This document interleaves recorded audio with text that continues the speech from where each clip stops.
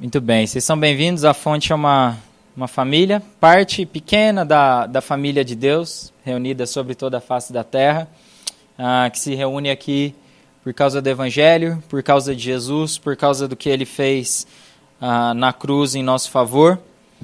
E Jesus não apenas fez uma obra grandiosa na cruz do Calvário, mas Ele também nos convidou a fazer parte da sua missão, convidou a fazer parte dessa obra, dessa grandiosa obra de reconciliação que Ele iniciou com o seu sacrifício. E por isso, ao longo desse mês, a gente tem pensado um pouco a respeito disso. Temos pensado um pouco a respeito de missões, a respeito da nossa missão como igreja e como cristãos no mundo. A gente recebeu a Cíntia no primeiro domingo, falou a respeito do cuidado com os missionários. O nosso grande tema do mês é Bem-aventurados os misericordiosos, e a Cíntia falou sobre Bem-aventurados os misericordiosos no cuidado missionário. Semana passada a gente ouviu o Marcel com uma mensagem bem desafiadora sobre o cuidado com aqueles que estão numa condição de vulnerabilidade na periferia. E hoje a gente vai ouvir sobre os misericordiosos que estão na universidade, e já eu vou chamar o Caps para contar um pouco do trabalho dele com os universitários. Mas antes de passar para ele, assim como a gente tem feito em todos os domingos, eu quero fazer uma meditação muito breve com vocês no texto de Colossenses capítulo 1. Então você pode deixar a sua Bíblia aberta em Colossenses capítulo 1. A gente vai orar mais uma vez e ler esse texto. Então vamos orar? Senhor, te agradecemos mais uma vez pela oportunidade e o privilégio que nós temos de nos reunirmos aqui em torno da sua palavra. Te louvamos pela tua palavra, porque é a tua revelação, inspirada pelo Senhor, pelo teu Santo Espírito, escrita por homens há mais de 2000 anos atrás, mas que ainda hoje tem um conteúdo extremamente vivo, extremamente rico e que é capaz de transformar os nossos corações. Ó Deus, por isso, nessa noite, nessa breve meditação, que o Senhor fale conosco por meio desse pequeno trecho de Paulo aos Colossenses, que as verdades a respeito de Jesus contidas nesse texto, que as verdades a respeito do Evangelho contidas nesse texto possam desafiar os nossos corações, de forma que a gente se envolva a cada dia mais com a sua missão no mundo, e que a gente não faça isso simplesmente por um senso de responsabilidade ou de dever, mas que a gente faça isso porque nós realmente estamos comprometidos com o Senhor, porque nós realmente estamos comprometidos com Jesus e porque nós realmente estamos comprometidos com a tua missão no mundo, ó Deus. Por isso, mais uma vez, nos instrua ao longo dessa carta e fale conosco por meio do teu Espírito, transformando e quebrantando os nossos corações. Esse é o nosso pedido por causa de Jesus. Amém. Então, abra sua Bíblia em Colossenses capítulo 1, trechinho bem conhecido, que vai dos versículos 15 ao 20. Então, lembrando que o tema dessa noite vai ser Bem-aventurados os misericordiosos na universidade. E eu julgo que esse é um tema importante por ao menos 2 motivos. Porque eu acredito e tenho visto ao longo dos últimos anos os cristãos e a igreja no geral se relacionando com a universidade de 2 formas bastante ruins. Uma forma é uma forma ou uma ótica que eu chamaria utilitarista, ou seja, a universidade é para a gente um lugar necessário para que a gente vá, frequente, receba o diploma para que a gente tenha uma promoção no trabalho, ou a gente ganhe algum tipo de status diante da nossa família, a gente ganha algum tipo de promoção salarial. Então o que importa é a gente ir ali, fazer a nossa parte, não importa se muito bem ou mal, receber o diploma no final, e é isso o que nos importa ali. O tempo que a gente passa ou as pessoas que a gente convive não tem tanta importância assim. Essa seria uma ótica mais utilitarista. Uma segunda ótica, também tão problemática quanto essa, é uma ótica mais separatista, que é aquela que vê a universidade como o lugar onde o reino das trevas domina. Jesus passa longe dali, e por isso, quanto mais longe a gente ficar da universidade, melhor é para a nossa saúde espiritual.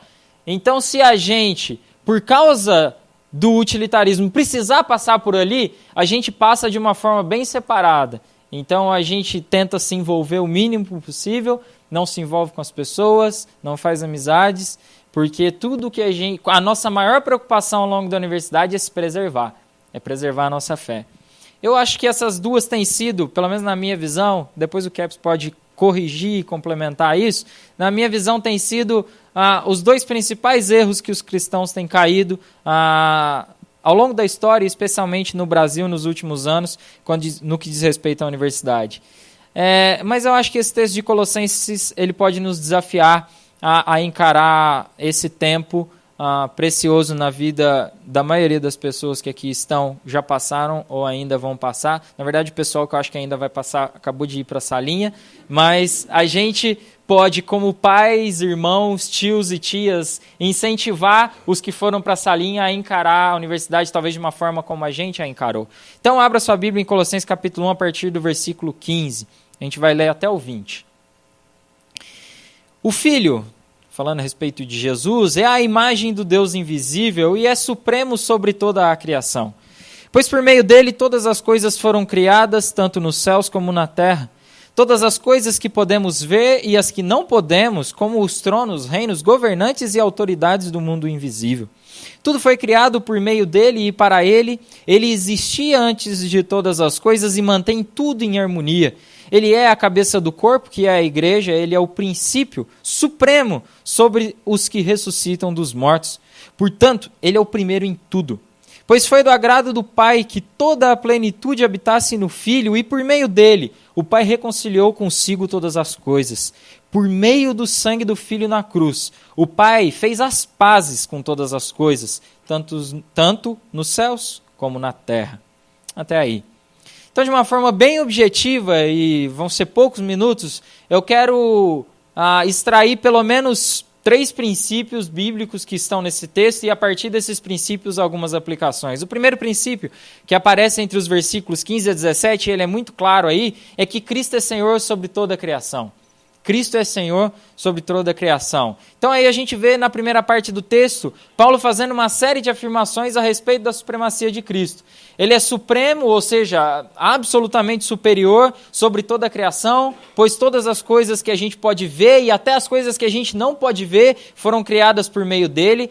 E as coisas não foram só criadas por meio dele, as coisas também foram criadas para ele, ou seja, só encontram seu objetivo final em Jesus. E por fim, todas as coisas encontram seu ponto, e isso eu acho muito uma coisa fantástica no versículo 17. Todas as coisas encontram harmonia e sintonia em Cristo. Ou seja, tudo encontra seu propósito final nele e tudo também se sustenta harmonicamente nele. Bom, e aí você pode se perguntar e pensar, bom, qual é a aplicação disso para a nossa vida e para a forma como a gente encara estudo, pesquisa e universidade? E a primeira aplicação é que se a gente crê nisso que Paulo está dizendo nesse texto, a gente não pode ter medo de se envolver com a criação de Deus. Se a gente realmente crê no que Paulo está dizendo aqui, a gente não pode ter medo de se envolver com a criação de Deus. E eu sei, e a maioria de nós passou de uma forma ou de outra, ou conhece alguém que passou pelo ambiente acadêmico, e ele é, na maioria do tempo, contrário à fé cristã, e traz uma série de desafios à fé cristã. Mas é preciso lembrar que isso é uma realidade atual que nem sempre foi assim. A universidade surgiu no contexto dos mosteiros, onde o pessoal estava lá afastado estudando Bíblia, e foi ali que a universidade surgiu. Por quê? Porque havia ali um senso de que Cristo é supremo sobre toda a criação. Todas as coisas foram criadas por meio dele, então quando a gente estuda as coisas, essas coisas vão apontar para ele. E se as coisas encontram harmonia e sintonia nele, a gente precisa entender quem é Cristo e como ele se relaciona com as coisas para entender o bom funcionamento das coisas, da sociedade, da ciência, enfim, de cada uma dessas coisas. Então, se a gente é cristão e acredita no que Paulo está dizendo, a gente não pode ter medo de se envolver com a criação, porque tudo foi criado por Jesus e para Jesus. Agora, a segunda implicação desse texto é que o nosso mundo, ele clama por esse ponto de equilíbrio, esse ponto de harmonia. A gente vive dias cada vez mais polarizados, na verdade isso se arrasta ao longo da história, as pessoas sempre procurando qual é esse ponto de harmonia, qual é esse ponto de equilíbrio que pode dar a gente um chão mínimo para viver. E o que Paulo está dizendo nesse texto, que esse chão mínimo que a gente precisa para viver só nos é dado quando a gente conhece ou quando a gente encontra a Cristo. As pessoas, por causa do pecado, já não entendem mais a si mesmas, já não entendem mais o próximo, já não entendem mais a Deus, mas se conhecemos a Cristo, temos nele esse ponto de equilíbrio e de harmonia. E aí, diante disso, a gente precisa se perguntar, se a gente realmente crê nisso, a gente precisa viver de acordo com isso. E a pergunta é, a gente vive de acordo com isso? O que marca as nossas vidas? A harmonia e o equilíbrio que existe em Cristo. E quando a nossa vida está fundamentada nele, ou o que marca a nossa vida é separação, é ruína, é ruptura. E separação, ruína, ruptura é efeito do pecado. Em Cristo todas as coisas subsistem. Nele tudo se harmoniza. E aqui fica a pergunta para a gente sobre o que marca a nossa vida. A terceira implicação do grande princípio de que Cristo é Senhor sobre toda a criação é que a gente precisa manter um olhar desconfiado em relação a tudo à nossa volta que pede de nós devoção e compromisso absoluto. A gente precisa olhar isso com muita desconfiança. O ambiente acadêmico, universitário, ele faz isso com a gente o tempo todo. Ele pede a nossa devoção a agendas políticas, ele pede a nossa devoção e compromisso a teses científicas, a teses acadêmicas, ele pede o nosso compromisso a respeito de uma série de coisas. Mas se a gente crê no que Paulo está dizendo aqui, o nosso único compromisso tem que ser com a primazia e a supremacia de Cristo sobre tudo. Porque se a gente ama a Jesus e se a gente segue a Jesus, a gente precisa ter um olhar crítico a respeito de tudo à nossa volta. Então, se por um lado a gente não pode ter medo de se envolver com a criação de Deus, por outro lado a gente precisa fazer isso de uma forma crítica, porque o pecado maculou todas as coisas. Então, concluindo esse primeiro ponto, se tudo foi criado por Jesus, a gente não pode ter medo de se envolver com o conhecimento, com a ciência, com a universidade, porque toda boa ciência vai nos conduzir, em última instância, a Deus. E se Jesus é o ponto de harmonia e de singularidade do universo, a gente precisa valorizar a interação com as pessoas que estão à nossa volta e são das mais diversas áreas de conhecimento. Eu nunca vou ter acesso a todas as áreas do conhecimento, mas através dos meus irmãos, através de cada um que aqui está, eu posso ter um pouquinho desse acesso a cada uma das áreas. E a igreja é o melhor lugar onde a gente pode encontrar isso. Cristo revela a singularidade dele na diversidade do corpo de Cristo. Então é aqui que a gente pode entender da melhor forma possível como funciona essa singularidade de Cristo. E aí isso nos leva ao segundo ponto do texto, dos versículos 18 a 19. Cristo não é apenas Senhor sobre toda a criação, ele também é Senhor sobre a igreja. Cristo é supremo sobre a criação, mas por causa do que ele fez na cruz do Calvário em nosso favor, por causa da grande salvação que ele conquistou ali, ele também é Senhor sobre a igreja. Ele é a cabeça do corpo, ele foi o primeiro a ressuscitar dos mortos, a nossa grande esperança como igreja. E aí, e o fato de Jesus ser Senhor das igrejas, ser Senhor da igreja, o que isso traz para nós como implicações? A primeira implicação é que tudo que a gente faz como igreja precisa apontar para Jesus. E aí eu preciso que você pense aí, e eu preciso pensar aqui, ao que Deus me chamou, ou em que lugar do corpo Deus nos colocou. Ao que Deus te chamou no corpo? Você prega, você canta, você dá aula para as crianças, você serve, você exorta, você encoraja, você ora. Eu não sei ao que Deus chamou a cada um que aqui está. Eu sei ao que Deus chamou a várias pessoas que aqui estão, mas não sei ao que Deus chamou a cada um que aqui está. Mas a pergunta é, se a gente está ligado a Cristo, Ele nos colocou num lugar no corpo. E aí, o ponto é, o que nós temos feito no serviço a Deus e ao próximo, para quem isso aponta? Isso aponta para nós ou isso aponta para Cristo? Porque se Ele é o Senhor da igreja, tudo aquilo que nós fazemos como igreja precisa, em última instância, apontar para Ele, não pode apontar para nós mesmos. Se Cristo é o Senhor da igreja, tudo que nós fazemos individualmente ou como corpo de Cristo precisa apontar para Ele. Senão a gente está falando de uma realidade simplesmente marcada pelo pecado. E a segunda implicação desse ponto, se Cristo é Senhor sobre a criação e também sobre a igreja, não há por que a gente ter diferentes espaços de devoção. O mesmo cristão que na igreja faz tudo para a glória de Deus, precisa também no mundo fazer tudo para a glória de Deus. O mesmo cristão que na universidade faz tudo com o propósito de manifestar a supremacia de Cristo sobre todas as coisas, precisa também na igreja trabalhar de forma que a soberania de Cristo sobre a igreja seja manifesta. Não há por que ter diferença, não é possível que haja diferença. E aí a gente precisa se perguntar, nós somos os mesmos aqui e lá fora? Toda a nossa vida rende glória a Jesus? Terceiro e último ponto, versículo 20. Cristo reconcilia todas as coisas com Deus. E aí o último ponto da nossa pequena devocional. A missão de Cristo é uma missão de reconciliação. Reconciliação de todas as coisas com o Pai. Reconciliação de tudo aquilo que o pecado manchou e distorceu. Todas as coisas foram afetadas pelo pecado. O nosso relacionamento com Deus, o nosso relacionamento com o próximo, o nosso relacionamento conosco mesmos e o nosso relacionamento com o restante da criação. Mas a obra de Cristo na cruz, e isso é fantástico no que Paulo diz, tem o propósito de reconciliar todas as coisas com Deus. Não apenas a nossa vida espiritual, não apenas a nossa vida secular, mas todas as coisas são reconciliadas com Deus por meio da obra de Jesus Cristo na cruz. E aí isso nos traz aplicações finais. Em nosso serviço no mundo, o que a gente tem buscado? A construção de pequenos reinos ou o avanço do reino de Deus? E aí aqui eu preciso abrir uma coisa que tem me perturbado muito nos últimos tempos. E eu compartilho como uma inquietação própria, a meu próprio respeito. A gente gasta, como cristãos e como igreja, uma eternidade de tempo e de recursos na construção dos nossos pequenos reinos, na construção do nosso nome, na construção da nossa, enfim, nos projetando, na construção da nossa imagem. E o reino de Deus, ele fica cada vez mais de lado nessa construção.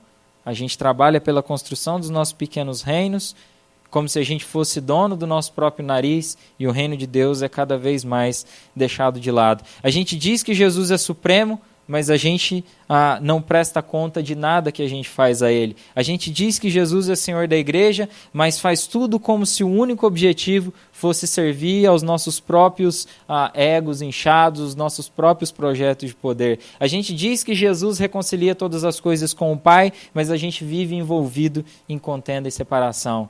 Onde está a coerência disso? A gente tem feito esses dias uma pesquisa que a gente tem tentado espalhar o máximo possível para os nossos amigos. E a pesquisa consiste em 2 perguntas. Uma é a respeito das dúvidas das pessoas a respeito do cristianismo, a outra das críticas. E não para nossa surpresa, disparadamente a maior crítica é a falta de coerência que existe na vida do cristão entre o que ele prega e o que ele vive. Se a gente diz que crê no que Paulo está dizendo aqui, que Cristo é supremo sobre toda a criação, Cristo é o Senhor da igreja e Cristo reconcilia todas as coisas com o Pai, resta a nós viver de acordo com isso. Porque senão a gente está falando de uma grande mentira. Não a grande mentira do texto, mas a grande mentira que é a nossa vida se a gente não vive de acordo com o texto. E aí a gente é obrigado a fazer pesquisas e colher esse tipo de resultado. Que o que marca as pessoas, ou a maior crítica que as pessoas têm a nosso respeito é: vocês não são coerentes. Então, eu termino com essas questões. Será que é a Jesus mesmo que a gente está servindo? Será que a gente está realmente comprometido com a soberania de Jesus?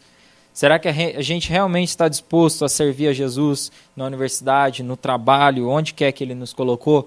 Será que a gente realmente vive a realidade da reconciliação? Se essas coisas todas não forem realidade para nós, o que a gente vai ter para oferecer aos universitários, aos pobres, aos vulneráveis, a todos aqueles que ao longo desse mês a gente tem ouvido a respeito? Se essas coisas não forem realidades na nossa vida, a gente não tem nada para oferecer a eles. Porque a única coisa que a gente tem a oferecer é Jesus Cristo e esse crucificado. Mas isso tem que ser uma realidade não apenas falada, mas também vivida. Esses são os desafios que esse texto colocam para nós hoje. Eu queria orar rapidamente antes de passar a palavra para o Caps. Senhor, nós nos colocamos mais uma vez diante de Ti, Primeiramente, honrando e glorificando a Jesus, aquele que é supremo sobre toda a criação, aquele que é o Senhor da igreja, aquele que tem a igreja nas suas mãos, aquele que tem todo o universo nas suas mãos, aquele que tem as nossas vidas nas suas mãos. Glorificamos a Jesus. A Ele nós devemos tudo o que nós temos nesse mundo. A Ele nós devemos toda a nossa devoção, todo o nosso compromisso, toda a nossa rendição, toda a rendição do nosso coração. Mas também reconhecemos, ó Deus, que muitas vezes não temos vivido de acordo com essa confissão. Muitas vezes não temos vivido de uma forma que essa confissão se torne visível às pessoas, e por isso nós pedimos perdão. Pedimos perdão a Deus por não manifestar a soberania e a supremacia de Jesus sobre todas as coisas. E pedimos a Deus que a cada dia o Senhor gere isso no nosso coração por meio do Seu Espírito Santo. Porque nós não queremos, em última instância, a construção dos nossos pequenos reinos. Nós não queremos a construção da nossa imagem, nós não queremos a nossa glória, mas nós queremos o avanço do Seu reino, o avanço da Sua glória e a proclamação da Sua verdade. Esse é o nosso pedido por meio de Jesus, ó Deus. Amém. Posso apresentar o palestrante da noite? Caps. Caps também é conhecido como Josué pelos pais dele. Eu já nem sei mais chamar de Josué, depois de quase 10 anos de convívio. Caps, para quem não sabe, é meu veterano na engenharia lá em São Carlos. Estava um ano na minha frente. Mas a gente nem se conheceu por causa do curso, a gente se conheceu por causa da ABU, desse trabalho que hoje ele está envolvido de tempo integral. Naquele tempo a gente fazia universidade também. A ABU às vezes tomava mais tempo do que a universidade, a gente se arrepende um pouco disso. Mas enfim, ele é formado em engenharia e hoje é obreiro de tempo integral da ABU, da Aliança Bíblica Universitária, para quem não conhece. E hoje vai contar para a gente um pouco mais do trabalho dele. Vai dizer um pouco dos desafios para os cristãos na universidade e vai contar para a gente um pouco como reverter aquelas duas tendências iniciais que eu tentei pontuar, que é a gente encarar a universidade de uma forma só utilitarista ou só separatista. Existe um outro caminho. Então, está contigo. Valeu. Boa noite, gente. Queria primeiro agradecer aí o pessoal do Ministério de Missões, a Karina, o Josué, o pessoal que me convidou. E dizer que eu tô com um pouco de medo, assim, porque, na verdade, eu falo muito sobre a ABU em várias igrejas, mas quando a gente vai na nossa própria igreja é uma responsabilidade um pouco maior, né? E também porque nos últimos domingos, eu tava aqui no dia que a Cíntia falou e eu achei sensacional, assim, ela fez uma apresentação incrível, assim, do trabalho dela, de uma grande necessidade. Semana passada eu não vim, mas eu soube que foi muito bom também, que a igreja foi bastante desafiada.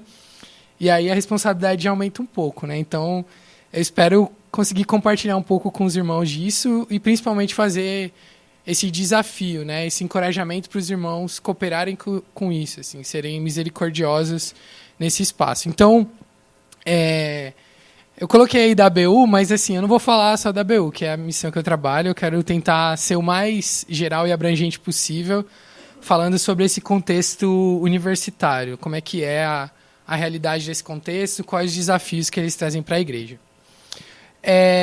Eu coloquei umas informações aí, né, para a gente primeiro pensar, né, por que a gente tem que se preocupar com esse povo de universidade? Será que, sei lá, vale a pena gastar tempo pensando nisso? O Lucas já levantou algumas coisas. Eu queria pontuar algumas coisas numéricas. Então, eu coloquei aí o censo, peguei os dados de 2013, do Censo de Educação Superior, considerando apenas matrículas. Então, gente que entrou na universidade nesse ano, e aí entra a universidade pública, aquelas faculdades tecnológicas, universidade particular, todas as instituições de ensino superior estão consideradas aí. No Brasil inteiro, a gente teve 7.300.000, um pouquinho mais, de matrículas. E só no estado de São Paulo, foi o mais assim, que eu consegui restringir, a gente teve 1.800.000 pessoas. Mas isso é pessoas que entraram na universidade naquele ano. Pode passar para o próximo? Aí eu quis, para tentar dar uma visão um pouco mais abrangente, assim, e que acho que ajuda a gente a imaginar, tentando considerar 5 anos. Então, como o último valor que eu tinha era 2013, eu voltei 5 anos, 2009. Então, de 2009 até 2013, a gente teve mais ou menos não, exatamente esse número de matrículas. Ou seja, isso significa que em 2013, a gente tinha, em média, 33 milhões de brasileiros na universidade. Esse número não é exato por quê? Porque nesse meio tempo teve gente que se formou, teve gente que desistiu, teve gente que, sei lá, entrou 2 vezes ou 3 vezes na universidade, fez um monte de vestibular, desistiu de um curso, entrou no outro, depois desistiu de novo. Então, esse número é uma estimativa. E no estado de São Paulo, foram quase 8 milhões e meio. E aí eu coloquei 2 bandeirinhas do lado, só para a gente ter uma noção do que isso significa. No caso do Brasil, isso é mais ou menos a população total do Canadá. Então, o Canadá tem, no dado que eu consegui, que é do ano passado, 35 milhões de habitantes. Ou seja, se você considerar só universidades brasileiras, isso dá mais ou menos a população do Canadá inteiro. Outros países que têm essa média aí de população, Peru, Venezuela, Austrália, Chile, Coreia do Norte, tudo isso tem menos de 33 milhões de habitantes. Então, se a gente pensar, a universidade é um campo missionário do tamanho da maior parte, talvez, dos países que a gente tem no mundo. E no caso de São Paulo, eu coloquei Israel, né, que é um país que a gente sempre vê aí na mídia e tal, a gente fala muito de Israel. Só no estado de São Paulo, a gente tem mais universitários do que a população inteira de Israel. Então, pensa só, numericamente, como esse povo é grande. E como que pode ser interessante, ou melhor, deve ser interessante para a igreja pensar e orar e agir de alguma maneira a testemunhar do evangelho para eles. Próximo. Mas assim, isso é... Por quê? Né? Por que a gente deve fazer isso? Espero que eu tenha convencido, o Lucas também me ajudou bastante. E aí surge a próxima questão, que talvez é mais importante. Como que a gente faz isso? Como é que a gente alcança essa galera? O que tem sido feito por aí para tentar fazer isso? E o primeiro desafio, e talvez o maior desafio que surge, é que o universitário não é uma coisa fixa, homogênea, bem definida, que a gente consegue elaborar uma estratégia e alcança todo mundo do mesmo jeito. Na verdade, eu creio que nenhum desafio missionário deve ser encarado dessa maneira. Qualquer país que você vá, qualquer comunidade que você queira alcançar, eles vão ter muitas coisas em comuns, mas eles também vão ter muitas diferenças. E a universidade não é diferente. Então, na universidade, a gente tem gente que é mais conservador politicamente e tem gente que é totalmente liberal economicamente, socialmente, gente de direita economicamente, gente de esquerda. A gente tem gente de classe C, D, E e gente de classe A, classe B, gente que, se pudesse, chegava na faculdade de helicóptero, assim. Só não vai porque não pode. Então, e a gente tem esse universo gigante de pessoas na universidade. Pensando nos cursos, né? A gente tem centenas, dezenas de cursos, milhares de cursos na universidade, cada um com seus desafios e com seu perfil de aluno. A realidade das universidades também é muito diferente. Então, por exemplo, um aluno que estuda na USP, faz uma faculdade de medicina, sei lá, ele tem uma relação com a universidade muito intensa. Ele passa o dia inteiro na universidade, às vezes até as madrugadas, ou trabalhando, estudando, tem uma relação muito intensa. Ele vive a universidade. Mas, uma coisa interessante também desse censo é que essa é a minoria. Hoje, a maior parte dos estudantes universitários do Brasil estudam em universidades particulares, em cursos noturnos. Isso significa que a grande parte deles trabalha o dia inteiro para conseguir dinheiro, para poder sustentar a família e também pagar a sua universidade. E a maneira como a gente dialoga com essa pessoa é totalmente diferente da maneira como a gente dialoga com um estudante de medicina da USP, por exemplo. E só aí a gente já consegue ver um desafio muito grande. Não dá para fazer tudo do mesmo jeito. Não dá para botar todo mundo na mesma caixinha, desenvolver uma estratégia, ir lá e achar que todo mundo vai ser convencido pelo seu discurso. E aí, então, esse é o desafio. Como que a gente lida com tantas diferenças? Como que a gente apresenta a verdade do Evangelho para gente tão diferente, que em comum tem essa única questão de estar participando, de estar matriculado numa universidade? Bom, E aí entra, então, a ABU, que é uma das maneiras de a gente fazer isso. Eu coloquei aí a visão da ABU. Vou ler. Estudantes que formam comunidade de discípulos transformados pelo Evangelho e que impactam a igreja, o mundo estudantil e a sociedade para a glória de Cristo. Eu gosto muito dessa frase, dessa visão. E assim, mas ela revela, talvez de uma maneira um pouco sutil, mas aquilo que é a nossa principal objetivo, que é a palavra impactar.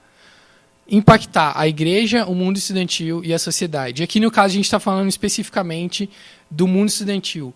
Como que a gente impacta esse ambiente? Como que a gente impacta esse negócio? E aí, meio que já está respondido aí também de maneira implícita, que são através de estudantes e que sejam transformados pelo Evangelho. O Evangelho é a nossa principal ferramenta para impactar. É através dele que a gente quer transformar esse ambiente. Então, a ABU, ela existe hoje já, mas a gente está comemorando esse ano 60 anos para compartilhar o Evangelho no mundo estudantil e dessa maneira impactar aquele lugar. Mas, apesar disso, essa visão também fala o que a gente quer fazer e ela também dá algumas dicas de como fazer. E para a gente o que é importante é a ideia de que quem faz são os estudantes. Estudantes são as pessoas mais aptas, mais capazes, mais estratégicas para fazer isso. Então, às vezes, a igreja pode estar pensando, nossa, mas para mim, que estou aqui na igreja, que saí da universidade há muito tempo, que estou, sei lá, o que nunca passei pela universidade, como é que eu vou alcançar? Não é melhor um estudante lá? É melhor. Mas mesmo assim você pode ajudar, e depois eu vou falar como. Mas o nosso objetivo é treinar cristãos, preparar cristãos para fazer esse trabalho. E por que estudantes? Por que usar estudantes? Primeiro, porque eles já estão lá naquele lugar.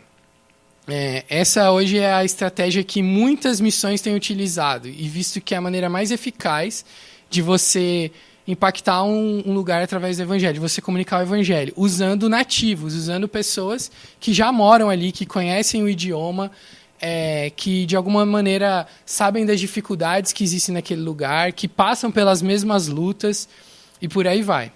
Então, essa é a nossa ideia. Essa é a vantagem de usar estudantes. Mas apesar disso ser uma coisa boa, usar estudantes tem um desafio, tem alguns desafios. O primeiro deles é que os estudantes, em geral, infelizmente no nosso país, têm pouquíssimo preparo bíblico. A maioria dos estudantes cristãos que vão para a universidade, muitas vezes tendo nascido em um lar cristão, tendo sido criados na igreja, não conhecem quase nada de Bíblia. E quando eu falo conhecer Bíblia, eu não estou querendo dizer, sabe versículo de cor, sabe as historinhas e tudo mais. Não. Mas essa relação que o Lucas falou, como que a Bíblia, como que a palavra de Deus pode fazer a diferença, pode ser relevante aqui nesse contexto. Como que a Bíblia, como a palavra de Deus, como a cosmovisão bíblica pode fazer diferença naquilo que eu estou estudando? No meu relacionamento com os meus amigos. Como que eu posso anunciar isso de maneira que faça diferença, que os meus amigos eles entendam aquilo que eu quero dizer?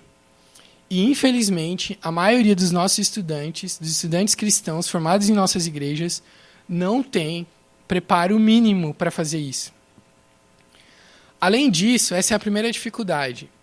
Esses estudantes também, quando estão na universidade, eles são desafiados, eles passam por dúvidas, eles não têm nem, além de não ter condições de anunciar o Evangelho, eles não têm nem condição de defender o próprio Evangelho, aquilo que eles creem. Eles são desafiados constantemente e não receberam bagagem suficiente para conseguir responder aquelas angústias e questões. E o mais triste, gente, é que muitos desses estudantes, quando vão para suas igrejas, quando vão para os seus pastores, discipuladores, mentores, pais, com dúvidas, com questões, em vez de eles serem acolhidos, em vez de eles, de alguma maneira, serem ajudados, eles recebem repreensão. Então, a gente ouve direto história de estudantes que chegaram para o pastor, pastor, o meu professor na universidade falou isso para mim, agora eu não sei como responder ele e tal, estou com dúvida, eu estou com muita dificuldade em lidar com essa questão. E o que o pastor faz? Vai orar, menino, isso aí é coisa do inimigo, né? Achando que a oração simplesmente vai resolver todos os problemas.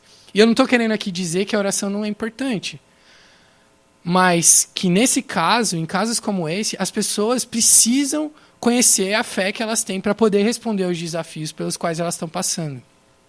E muitas vezes nós, como igreja, não estamos dispostos a encarar esse desafio junto com os nossos estudantes. E, finalmente, então, tem o desafio de não conseguir anunciar o evangelho, não ter preparo para isso, não conseguir lidar com as próprias dúvidas. E, finalmente, o próprio desafio que a universidade traz, de como permanecer nesse local vivo. Como quem aqui já passou pela universidade sabe a quantidade de desafios que a gente passa por lá. Tanto em questões psíquicas mesmo, como lidar com tanta pressão, tanta dificuldade, tanta prova, tanto trabalho, tantas perguntas, tanta falta de tempo, tanta pressão. Em muitos casos também, até da própria questão, como que eu vou pagar a mensalidade na minha universidade? Tem gente que não consegue, que entra na universidade e muitas vezes tem que trancar a matrícula porque não consegue pagar. Como que eu vou morar numa cidade, às vezes quem vai estudar em outra cidade, como que eu vou morar numa cidade diferente e eu não tenho dinheiro para pagar o aluguel, não tenho dinheiro para pagar o transporte, para pagar a alimentação? Essa é uma realidade muito grande e presente no nosso país. A gente teve nos últimos anos uma coisa boa, por um lado, que foi o aumento de vagas nas universidades. Isso é muito bom. Mas, por outro lado, foi simplesmente um aumento de vagas, sem aumentar a estrutura, sem melhorar as condições para que as pessoas estejam na universidade. Vou contar um exemplo aqui de um menino que eu conheci recentemente, faz um mês, que está participando da BU. Ele mora lá em Campo Limpo Paulista, que é uma cidade aqui da Grande São Paulo, e estuda na FATEC, no bairro de Santa Cecília, que é aqui perto do centro de São Paulo. Esse menino pega o trem, aliás, ele pega ônibus, trem, metrô todos os dias para conseguir chegar na faculdade e estudar à noite. E ele demora, em média, 2 horas, 2 horas e meia para chegar. Ele falou para mim que é 2 horas quando tá tudo bem, né? E estuda à noite. Então, ele chega em casa lá pela 1h da manhã, meia-noite, 1:45 e por aí. Ele não tem emprego, ele queria muito mudar para São Paulo, mas ele não consegue, porque ele não tem um emprego, não consegue um emprego, e porque o pai dele e a mãe dele têm sérios problemas de saúde. Como ele é o único filho que mora lá, ele tem que passar o dia cuidando dos pais. E aí esse menino chegou e contou para mim essa história, ele estava no encontro da BU e tal, e eu tô achando a BU demais, e não sei o quê, mas eu não sei se eu vou conseguir continuar ajudando, porque eu tenho todos esses desafios. Como que eu vou liderar um grupo de estudo bíblico na minha faculdade se eu passo 4, 5 horas por dia andando de trem e ônibus? Se eu não consigo um emprego, se eu não posso deixar os meus pais porque eu sou a única pessoa que cuida deles. Então, esse é mais um desafio. Essas são as pessoas que a gente tem hoje na universidade com o desafio de anunciar o evangelho. Bom, mas apesar desses desafios, a BU está trabalhando. Tem gente trabalhando com isso. E o nosso trabalho na BU, então, é principalmente investir na formação dessas pessoas. Como que a gente pode suprir essas pessoas de formação, de conteúdo e até, quem sabe, de condições de vida, condições sociais, para que elas possam estudar tranquilamente, né, se envolver com a sua universidade, com a sua faculdade e, ao mesmo tempo, lidar com as suas dúvidas e testemunhar do evangelho. Esse é o meu trabalho. Eu não sou o cara que vai lá na universidade e sei lá, e evangeliza as pessoas. Mas o meu trabalho é principalmente ajudar estudantes cristãos a fazerem isso, a, no meio daquele contexto, anunciarem o evangelho. Então, eu ajudo na formação deles, aconselho, faço discipulado com alguns deles. No caso, por exemplo, na semana que vem a gente vai ter um curso de férias. A gente vai juntar uma galera aí, 150 pessoas mais ou menos, para passar uma semana recebendo formação específica para a missão estudantil. Então a gente vai ter um monte de estudante que vive essa realidade, mas que quer saber como fazer isso da melhor maneira. Então, essas são as pessoas que eu quero desafiar vocês a ajudar. E daqui a pouco eu vou falar como. E aí eu quero só dar uma pincelada como que esse pessoal tem trabalhado na universidade. O que eles têm feito? O que os estudantes fazem? E tentando resumir em uma expressão, uma frase, o que a gente mais tem feito é o que eu chamo de abordagem relacional. Então, como eu disse lá na visão da ABU, são comunidades de estudantes transformados pelo Evangelho. Comunidades que abraçam pessoas, comunidades que chamam pessoas para caminhar junto e para conhecer o Evangelho. E por que a gente faz isso? Em primeiro lugar, porque eu creio que essa é a maneira mais efetiva da gente compartilhar o Evangelho, pensando que a universidade é aquele meio tão heterogêneo, como eu falei, gente tão diferente. Não dá para você chegar e falar, essa receita vai funcionar. Mas dá para você chegar e convidar qualquer pessoa para tomar um lanche com você. Dá para você chegar e convidar qualquer pessoa para ir assistir um filme com você. E é isso que a gente tem feito. Formado comunidades, grupos de estudantes que se reúnem na universidade para estudar a Bíblia, que é o que eles estão fazendo nessa foto. Apesar de não ter nenhuma Bíblia ali, mas eles, nesse papel aí que a gente usa, geralmente a gente imprime o texto bíblico, faz algumas perguntas, chama a galera para estar junto, mas chama também para sair, para estudar junto, para fazer várias outras coisas em que não cristãos e cristãos consigam se relacionar, desenvolver amizades profundas e, através desse relacionamento, o Evangelho pode ser compartilhado. Então, essa é a nossa principal abordagem. Mas tem outras coisas que a gente faz. Por exemplo, essa é uma campanha muito legal que tem um pessoal da ABU que começou a fazer esse ano.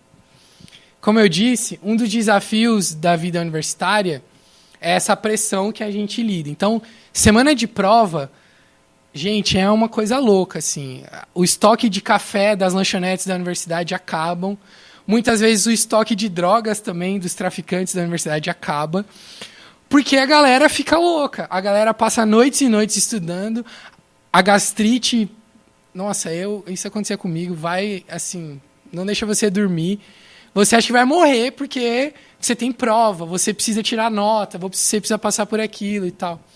E a galera da ABU falou, pô, isso não está certo. A gente não pode concordar com isso. Nós, cristãos, não podemos dizer que esse é o caminho, é assim que se lida com a universidade. Então, eles fizeram essa série de cartazes, aí tem só alguns, tinha mais alguns, mostrando para as pessoas, gente, isso aqui não é o fim, tem vida depois da universidade. A sua nota na sua prova, a média que você tem nas suas notas, elas não dizem quem você é. Elas não definem a sua identidade. E outra, a universidade é uma fase da sua vida. Ela não é, talvez, nem a fase mais importante, né? Então, por que se preocupar tanto? Por que andar tão ansioso com isso? Então, esse é um exemplo do que alguns grupos de ABU têm feito. E aí o pessoal vai, quem que está falando isso, né? E aí lá tem o ABU, lá, o negócio da ABU, o pessoal vai procurar saber e aí é convidado para participar dos estudos bíblicos e dos outros eventos da ABU. Eu vou deixar esse slide aí, mas eu vou contar outras histórias também. Então, por exemplo, uma iniciativa muito legal que tem crescido muito, isso em contexto global, não só no Brasil, é o trabalho com estudantes estrangeiros. Então, isso é uma coisa que a gente vê na televisão, assim, como que o fluxo de imigração tem aumentado no mundo hoje, né? Esse negócio de globalização, até a crise de refugiados e tal. Então tem muita gente se deslocando de um país para o outro. Muita gente fugindo de guerra, fugindo de contexto de fome e tudo mais. Mas tem muita gente que tem feito isso para estudar também. Então, muito provavelmente, vocês conhecem algum brasileiro, vizinho, sobrinho e tal, que saiu do Brasil para estudar. Nos últimos anos a gente teve um boom de gente saindo para estudar fora e tal. Mas também a gente tem recebido muita gente, né? Muita gente tem vindo para o Brasil e tal. E aí uma coisa legal é que alguns grupos de ABU têm chamado essa galera, que muitas vezes está aqui sozinha, né? Não conhece tão bem o idioma, não conhece tão bem a cultura, se sente meio perdido, e a galera da ABU chama eles para se envolver, para fazer alguma coisa junto, às vezes até para ajudar a conseguir casa, alguma coisa desse tipo. E aí esse pessoal se sente acolhido por esse pessoal da ABU, por cristãos, né? E isso pode abrir uma porta para compartilhar o evangelho. No Brasil a gente está começando isso aos poucos, mas, por exemplo, nos Estados Unidos, o movimento lá, semelhante à ABU que trabalha lá, está fazendo isso assim, com uma intensidade muito grande. Primeiro porque lá eles recebem muitos estudantes, bem mais do que aqui, né, estudantes vindo de fora. E outra porque eles têm percebido que, por exemplo, é muito mais fácil você compartilhar o evangelho com um muçulmano que vai estudar nos Estados Unidos e depois esse muçulmano volta para sua casa para compartilhar o evangelho do que você enviar um missionário para um país do Oriente Médio, por exemplo. É muito mais fácil você fazer isso quando esse cara está fora do seu país. E a gente, como brasileiros, recebendo pessoas de fora, pode também estar fazendo isso. Então, esses são só alguns exemplos. Tem um último exemplo que eu quero compartilhar também, que é uma semana que acontece lá em Viçosa, chamada Semana da Esperança. É um evento já um pouco antigo, que surgiu quando a universidade começou a se preocupar com a taxa de suicídios que estava crescendo muito dentro da universidade, dentro do campus. Muitos estudantes se matando, assim. E aí o reitor da universidade não sabia o que fazer, não sabia como resolver isso, não sabia a razão disso. E aí quem ele resolveu chamar para ajudar foi a galera da BU. E aí eles começaram a conversar, e aí daí surgiu a proposta de fazer a Semana da Esperança, que é um evento de uma semana, que acontece de 2 em 2 anos, que envolve todo o campus da universidade. E rola palestras, tem exposição de artística, shows. Tem até um negócio que é muito legal, que eles fazem tipo um confessionário, assim. É uma coisa assim que a pessoa pode ir lá e desabafar. Eu quero desabafar, quero conversar com alguém. E aí tem uma galera da BU que você pode ir lá e conversar. E aí uma maneira de tentar lidar com esse problema, assim. E isso tem ajudado muitos estudantes a lidar com questões de depressão e até de suicídio. E são cristãos que têm tomado iniciativas como essa. Bom, então esse é só um panorama e agora eu quero chegar no que interessa, né? Que é como a igreja pode ajudar. Coloquei uma foto aí da nossa igreja, de uma coisa simples que acontece todo domingo, mas que eu creio que é um jeito que a igreja tem feito a diferença nisso. Que é desde criança a gente começar a dar uma formação bíblica séria para as pessoas da nossa igreja, para que quando elas cheguem na universidade elas sejam capazes de lidar com as suas dificuldades, suas dúvidas, mas também testemunhar do evangelho. Então, desde as crianças, mas também no CFB, né, no nosso curso de formação bíblica, vários eventos que a gente tem na igreja, isso tudo é muito importante. Então, você, quando puder, participe disso, se interesse por isso, traga seus filhos para participarem da salinha, né, venha participar do CFB, encorajem esses tipos de ministério. Né? Hoje, o Lucas falou, talvez quem está aqui, todo mundo hoje já passou pela universidade, ou talvez já está concluindo, mas a gente não sabe, amanhã ou depois, uma onda de adolescentes, jovens podem invadir a nossa igreja. E aí, será que a gente está preparado para oferecer formação para essas pessoas? Então, ajudem a gente nesse sentido, né? Incentivem esse tipo de trabalho. Pensando nessa questão de formação também, de formação bíblica, você pode ajudar os seus amigos, talvez não aqui dentro da igreja, mas amigos cristãos que eu imagino que muitos de vocês tenham e que estão na universidade ou têm filhos que estão na universidade. Encoraje essas pessoas, ajude elas a lidar com essas dúvidas. Eu estou falando disso, não é nenhuma coisa que eu tinha pensado, mas é uma coisa que realmente aconteceu. Tem uma pessoa da Fonte, eu ia pedir autorização para ela, mas ela não veio, então eu posso falar sem citar o nome, que tinha uma amiga que estava na universidade e estava passando por uma série de dúvidas, assim. E a igreja dela não estava ajudando, o pastor dela não estava ajudando, e ela procurou essa amiga, que é daqui da nossa igreja, e essa amiga veio me procurar. E ela mandou um e-mail para mim gigante, cheio de perguntas e dúvidas, questões que na BU a gente lida direto, e aí eu tentei ajudar a responder essa pessoa e tal, para ela, como que ela poderia lidar com esses problemas, né? E todos vocês podem fazer isso. Todos vocês podem ajudar pessoas que estão passando por crise e dificuldades. Se você não sabe como responder, você pode acolher essas dúvidas, você pode orar por essa pessoa e você pode encaminhar essas dúvidas para alguém.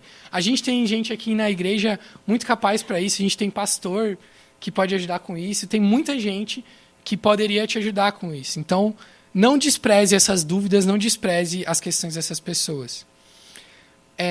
Na questão da formação, a Fonte também já tem promovido discussões saudáveis. Então, a gente tem o nosso Fonte em Debate, o Fonte Jovem, que às vezes discute algumas coisas interessantes. Tem o pessoal da Fonte que tem uma iniciativa aí que é o Fé na Facul, que também é um outro exemplo muito legal de iniciativas para ajudar estudantes a se prepararem para viver nesse contexto. Então, incentive isso, procure saber como que esse negócio está funcionando, quando que acontece isso, participe, ore por isso. Isso é muito importante para um ministério como esse. Bom, mas essa é só a primeira questão, tem mais coisa. Como que a igreja pode ajudar? Eu coloquei a foto do aniversário de 45 anos da ABU São Carlos, que é a ABU que o Lucas fez parte, que eu fiz parte, um monte de gente aqui da igreja fez parte. E eu coloquei aí, não só para mostrar como que a gente estava magro naquela época, mas para contar um pouco de como começou esse ministério. A ABU São Carlos, então essa foto aí é 45 anos, nem lembro quando foi, 2013? 14? 2014, então já tem mais 3 aninhos, 48. A história de como começou esse ministério é muito interessante. Lá nos anos 60, um missionário britânico veio trabalhar com a ABU e foi morar lá em São Carlos. E aí, não tinha grupo de ABU lá, não tinha nenhuma iniciativa de estudantes, tinha só as universidades lá, 2 universidades bem grandes. Aliás, na época eu acho que só tinha a USP lá, que nem sei se era a USP. E aí ele começou a tentar chamar essa galera para fazer alguma coisa, estudo bíblico e tal, e via que nada dava certo. A galera não se interessava, um cara gringo, não falava português direito, querendo chamar a galera para fazer alguma coisa, né? Não rolava. E aí ele percebeu que aos finais de semana, principalmente de domingo, o pessoal ficava meio sem o que fazer. E sem o que fazer, e muitas vezes sem o que comer também. E ele começou a chamar a galera para ir comer na casa dele.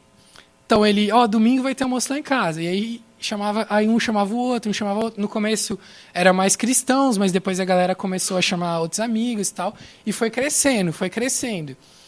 E aí, desse esquema aí, desse cara, dessa ideia, surgiu então o grupo da ABU São Carlos, que já tem quase 50 anos e que abençoou tanta gente. E aí, depois de um tempo, esses estudantes que começaram a ABU lá, que iam comer na casa desse cara e tal, começaram a se questionar. Nossa, a comida aqui é boa, né? Todo domingo e tem comida de graça, a gente não tem que pagar nada por isso. Como que esse cara dá conta de fazer comida para tanta gente? E aí começaram a questionar. E muito tempo depois eles descobriram que era a igreja desse cara, que é uma igreja presbiteriana de São Carlos, que se reunia, então eles dividiam lá entre as famílias.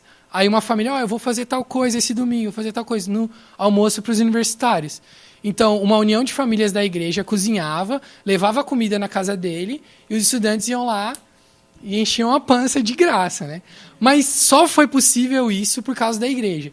E uma igreja que nunca fez questão de falar, a gente está fazendo isso, e para vocês comerem essa comida, vocês têm que vir na igreja. Não. A igreja ajudou livremente. Os frutos talvez demoraram para ser colhidos, mas foram colhidos. E esse é, coisas assim a nossa igreja pode pensar em fazer. Como a gente pode servir essas pessoas? Como a gente pode servir esses estudantes? É comida que eles precisam? É moradia que eles precisam? É alguma ajuda financeira para permanecer estudando? E assim, a igreja procurando identificar isso pode fazer a diferença. Um outro exemplo muito interessante. Tem uma cidade no interior de São Paulo que chama Pompeia. Uma cidade bem pequenininha.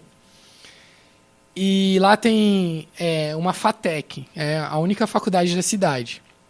A maioria dos professores que trabalham lá são cristãos, o cara que fundou a FATEC era cristão, tal. Eles têm um trabalho muito legal lá. Mas os estudantes que vão para lá são estudantes de todas as, como eu mostrei lá, de todas as igrejas, religiões diferentes, classes sociais e tudo mais. Mas o pessoal dessa faculdade falou, não, a gente tem que fazer alguma coisa aqui. Se sentiram incomodados, me chamaram para conversar e tal, pediram ideias. Eu dei algumas ideias.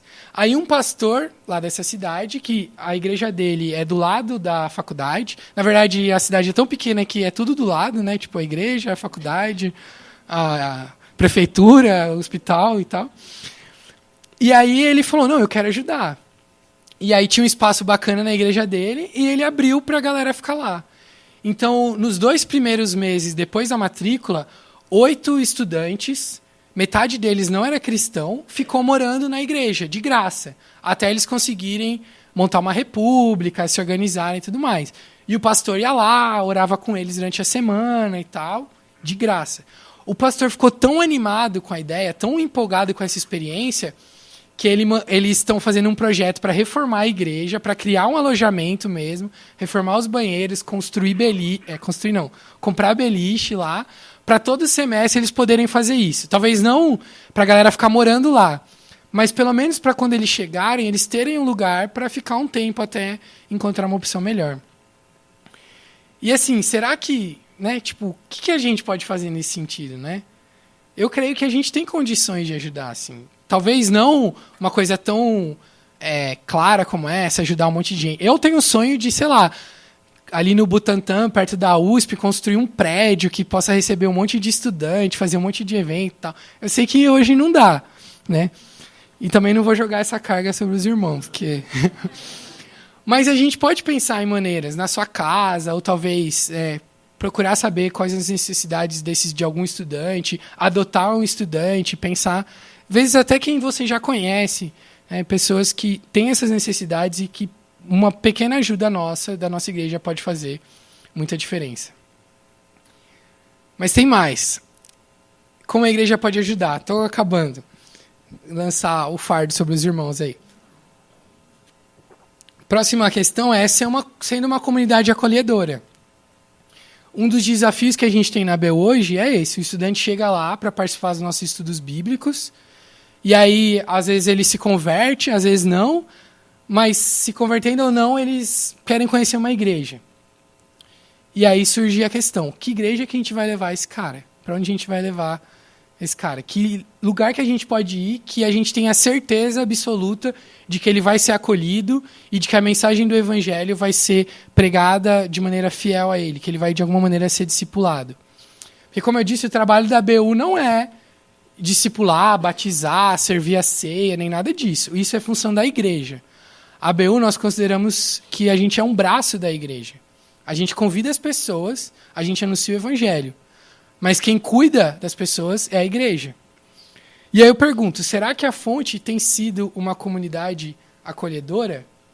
Como que a gente tem recebido pessoas diferentes? Como que a gente tem recebido universitários? Ou como a gente receberia? E eu não estou querendo dizer aqui questão de culto, de liturgia, de louvor, nem nada disso. Eu acho que nenhuma igreja tem que mudar para agradar as pessoas nesse sentido.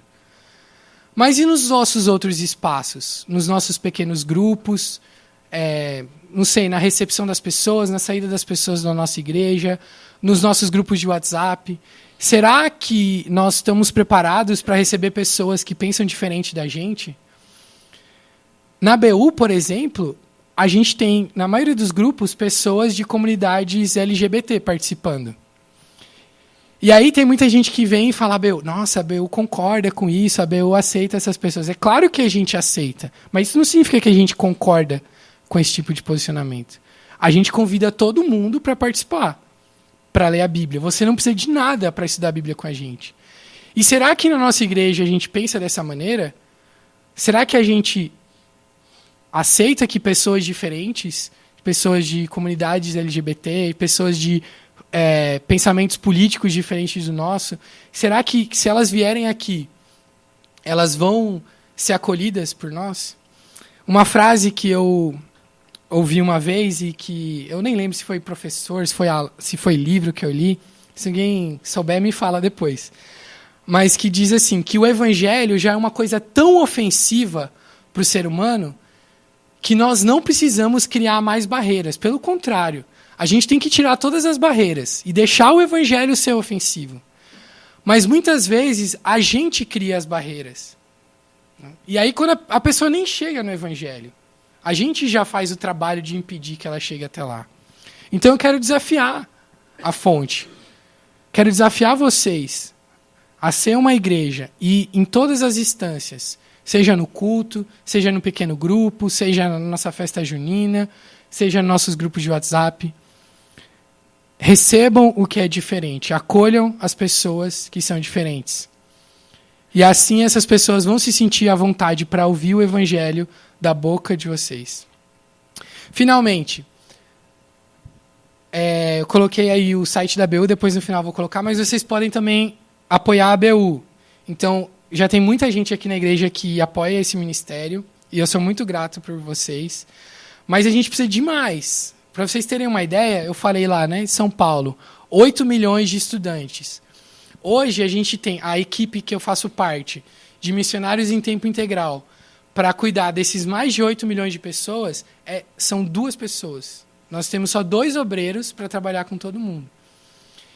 E talvez um dos grandes limitadores é a questão financeira. A gente não tem muita dificuldade de manter esse ministério. E a igreja pode ajudar nisso. Mas também tem outras necessidades. Então, por exemplo, a gente vai ter esse curso semana que vem, 150 estudantes. Muitos deles estão vindo de outros estados, de cidades muito longe e tal, e não tem muito dinheiro para participar, né? Então, às vezes alguém da igreja pode ajudar. Eu quero dar uma bolsa para o estudante participar de um curso da BU e tal. Como é que eu faço? Como que eu posso ajudar? Né? Eu posso fazer alguma doação e tal. Tem muito jeito. E finalmente, eu falei que esse era o finalmente. Esse é o último. Oração. A igreja precisa orar por esse ministério. E orar, primeiro porque orar é importante, a oração faz diferença, a oração muda as coisas, eu creio nisso, e eu creio que quanto mais igrejas estiverem orando por esse ministério, mais diferença a gente vai conseguir fazer.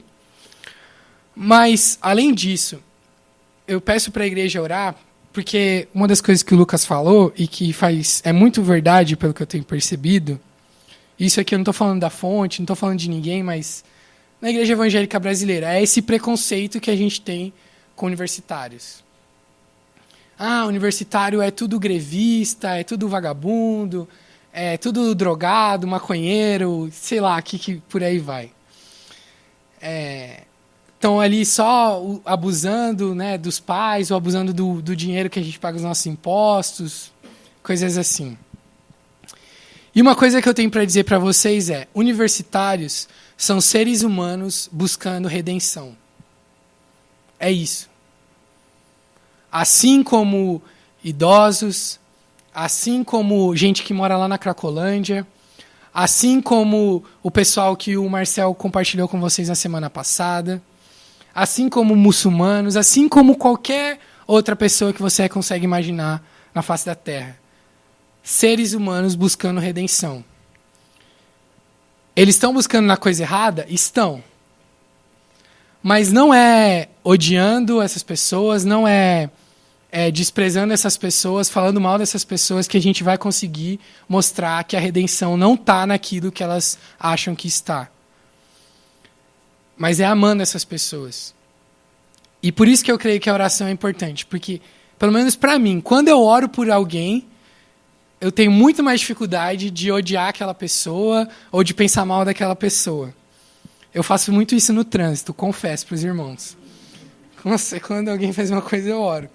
Porque é o único jeito, né? Mas eu quero convidar vocês, orem por esse ambiente, orem por essas pessoas. Eu creio que através da oração, Deus vai nos ensinar a amá-las e Deus vai nos mostrar como a gente pode fazer a diferença na vida delas. O último slide é só o meu contato aí, o meu e-mail, eu tenho o site da BU. Eu trouxe alguns folders se alguém quiser conhecer mais o trabalho. Tem aqui o site também, o endereço do escritório da BU. Mas eu quero encerrar agradecendo os irmãos mais uma vez e pedindo. Eu quis gastar a maior parte do tempo mostrando. Vocês podem fazer a diferença nisso. Tem muita gente precisando de ajuda nesse contexto e a igreja, a fonte de Sicar, pode fazer a diferença. Se talvez não ficou tão claro, se você não entendeu, conversa comigo. Tem um monte de jeito de a gente conversar, de eu te mostrar como você pode ajudar. Mas não esqueça disso que eu falei, não esqueça desse desafio. Ore por isso, e eu tenho certeza que Deus pode usar muito a vida de vocês para fazer a diferença. Amém?